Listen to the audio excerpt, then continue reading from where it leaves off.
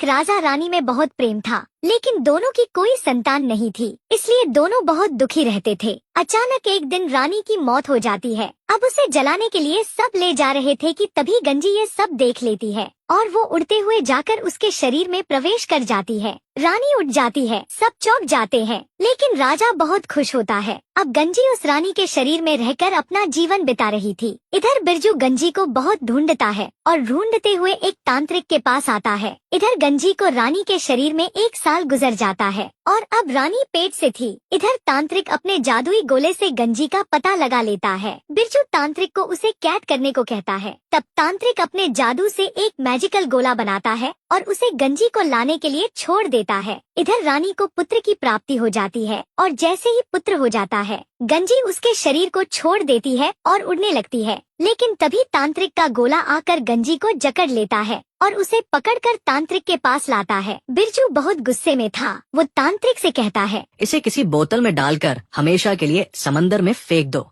ऐसा मैंने क्या किया है जो तुम मुझे यूँ समंदर में फेंकना चाहते हो? तुमने बहुत बड़ा कांड किया है, अपनी लाज शर्म छोड़ कर आए हो। अगर तुम में इतनी पावर थी कि तुम किसी के शरीर में जा सकते हो, तो ये भी पावर होगी कि उसी रानी की आत्मा को बुला लाती और उसी के शरीर में प्रवेश कराती। लेकिन तुम्हें तो मजे करने थे, तो खुद ही उसके शरीर में जाकर बैठ गई। उस रानी की आत्मा पहले ही अपनी यात्रा पर निकल चुकी थी, इसलिए उस आत्मा की यात्रा को कोई भी रोक नहीं सकता था। इसलिए उनके राज्य को एक वंश मिले, इसलिए मैं खुद उसके शरीर में गई। प्रवेश किया सो किया, लेकिन माँ बनने की क्या जरूरत थी? अब तुम पवित्र नहीं रही। वो शरीर तो रानी का था और मेरी नजर में वो बस एक वस्त्र बदलने जैसा अनुभव था। मेरा मकसद पवित्र था, बस उस राज्य को एक योग्य वंश देना चाहती थी। तब बिरजू भी शांत हो जाता है और तांत्रिक गंजी पर जादू फेंकता है और उसे बंधन से मुक्त कर देता है।